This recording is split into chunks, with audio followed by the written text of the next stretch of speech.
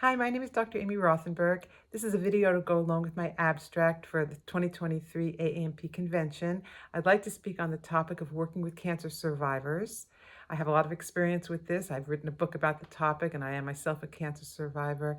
I'm interested in working with people to address the symptoms that persist after cancer care ends. So that's everything from fatigue to brain fog, lymphedema, peripheral neuropathy, and many more things, and how the natural medicine approaches, evidence-based, all of them, really help to address those symptoms.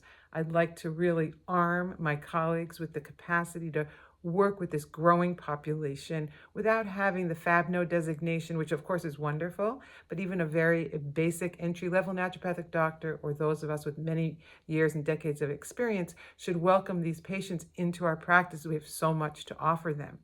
I'll also spend time talking about how to shift the internal environment to be less hospitable to further cancer.